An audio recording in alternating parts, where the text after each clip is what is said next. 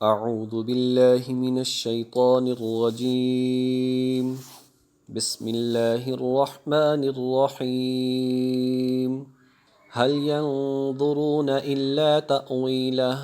يوم يأتي تأويله يقول الذين نسوه من قبل قد جاءت رسل ربنا بالحق فهل لنا من شفعاء فيشفعوا لنا أو نرد فنعمل غير الذي كنا نعمل قد خسروا أنفسهم وضل عنهم ما كانوا يفترون صدق اللہ العظیم۔ هل ينظرون إلا تأویلہ، اب یہ کافر لوگ اس آخری انجام کے سوا کس بات کے منتظر ہیں؟ هل ينظرون، یہ کس بات کے منتظر ہیں، انتظار کر رہے ہیں، الا تأویلہ، سوائے آخری انجام کے، یوم یأتی تأویلہ، جس دن وہ آخری انجام، وہ عذاب ان کے سامنے آ جائے گا، یقول الذین نسوہ من قبل، تو وہ لوگ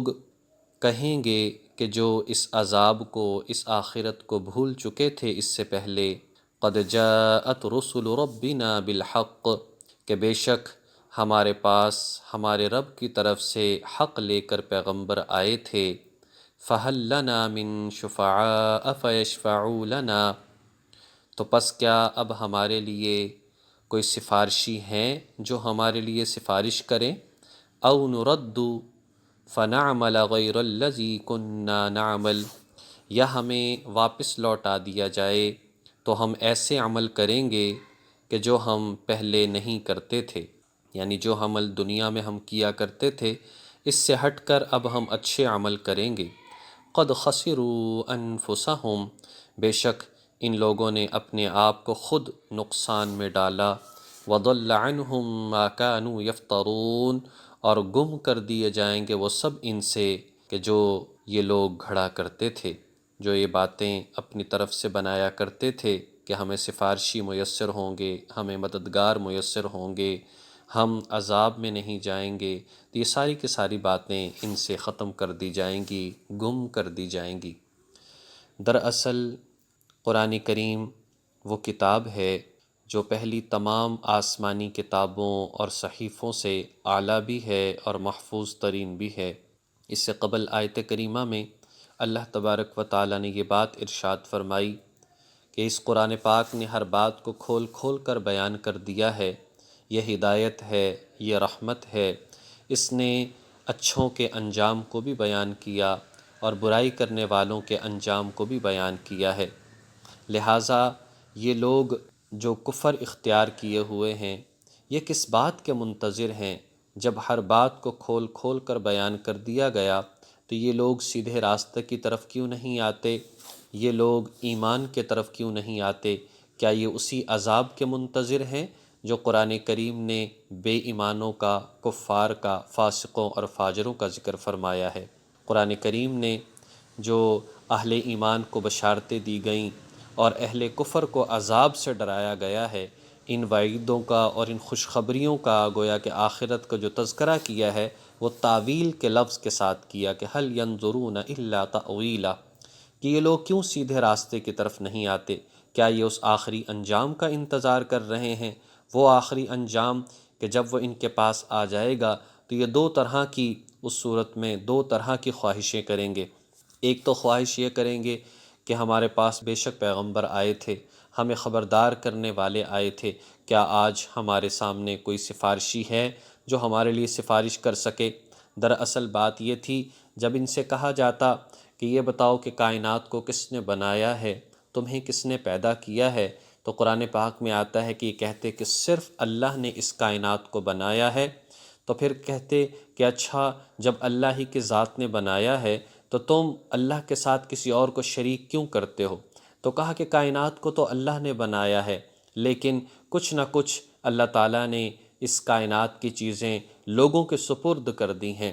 تو لہٰذا بارشوں کا نظام کسی ایک پیشوا اور مرشد اور بڑے کے پاس ہے، خوراک کا نظام کسی دوسرے کے پاس ہے، اولاد دینے کا نظام کسی اور کے پاس ہے۔ اگر ہم ان کی پرستش نہیں کریں گے، اگر ہم ان کی پوجا نہیں کریں گے تو یہ ہمیں رزق نہیں دیں گے، یہ ہمیں بارش نہیں دیں گے، یہ ہمیں اولاد نہیں دیں گے، یہ ہماری سفارش نہیں کریں گے۔ ہم تو عبادت کر کے اپنے لیے سفارشی جو ہے وہ پکے کر رہے ہیں۔ تو کل قیامت کے دن جب یہ مصیبت میں پھنسیں گے، جب یہ عذاب کو دیکھیں گے، جب سوالات کے جواب ان سے نہیں بنیں گے، پھر یہ دو طرح کی خواہشات اور دو طرح کی صورتیں اختیار کرنا چاہیں گے۔ نمبر ایک، فَهَلْ لَنَا مِن شُفَعَاءَ فَيَشْفَعُوا لَنَا، کیا آج ہمارے لیے کوئی سفارش کرنے والا ہے جو ہمارے لیے سفارش کرے؟ اور جب کوئی نہیں ہوگا تو پھر تھک ہار کر ایک ہی بات کریں گے کہ یا اللہ ہمیں واپس لوٹا دے۔ ہم جب واپس لوٹ جائیں گے ایک لمحہ بھی تیری نافرمانی میں نہیں گزاریں گے،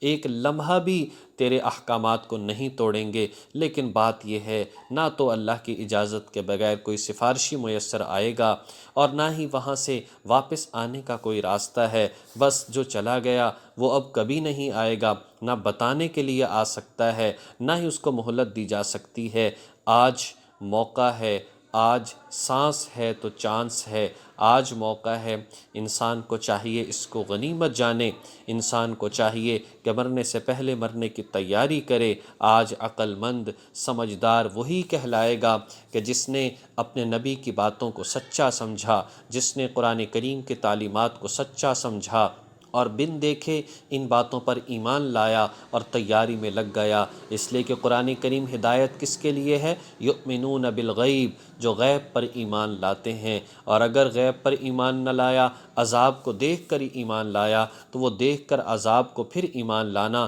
قابل قبول نہیں ہے۔ یہ تو فرعون بھی ایمان لے آیا تھا جب ڈوبنے لگا اور عذاب کو دیکھا تو کہا کہ میں ایمان لاتا ہوں موسیٰ کے رب پر، ہارون کے رب پر، لیکن وہ ایمان قابل قبول نہیں تھا۔ اسی طرح سے موت کے فرشتے نظر آ گئے، اب انسان ایمان لائے تو فرمایا یہ قابل قبول نہیں ہے۔ اللہ کے حضور جب پہنچ گئے، اب سوچو کہ آنکھیں کھل چکی ہیں، اب ایمان لاتے ہیں تو فرمایا یہ قابل قبول نہیں ہے۔ اور کسی نے ان پر ظلم نہیں کیا، قد خسروا انفسہم، ان لوگوں نے خود اپنے آپ کو دھوکے، نقصان اور خسارے میں ڈالا، اور آج وہ ساری چیزیں ان سے گم ہو چکی ہیں جن پر انحصار کر کے یہ اپنے آخرت کو برباد کرتے رہے۔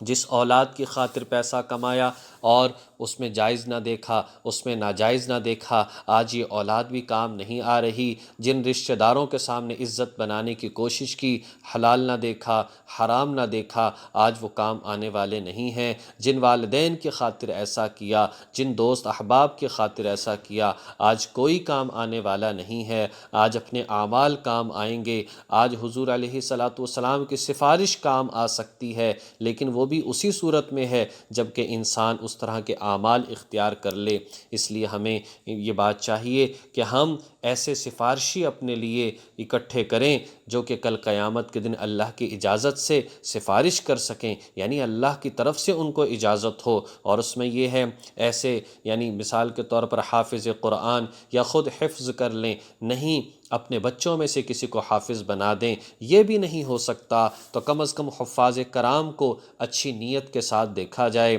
اور ان کے ساتھ خیر خواہی والے معاملات کیے جائیں، دینداروں کے ساتھ تعاون کیا جائے، اور اسی طرح سے جو دین اپنے خاندان میں پڑھنے پڑھانے والے ہیں ان کے ساتھ تعاون کیا جائے۔ یا اسی طریقے سے کسی کی بیچارے کی اللہ نہ کرے اولاد چھوٹی عمر میں انتقال کر جائے، وہ سفارشی ہو سکتی ہے۔ اور اسی طرح سے علماء کرام وہ سفارشی ہو سکتے ہیں، شہید وہ سفارشی ہو سکتے ہیں، یا کم از کم اور نہ صحیح حضور کی سنتوں کو اپنا لیا جائے تو حضور علیہ الصلاۃ والسلام سفارشی ہو سکتے ہیں۔ اور یہ تمام وہ سفارشی ہیں جن کو اللہ تبارک و تعالی اجازت عطا فرمائے گا۔ اللہ جل شانہ ہمیں ان باتوں کو سمجھ کر عمل کرنے کی توفیق نصیب فرمائے۔ وآخر دعوانا ان الحمد للہ رب العالمین۔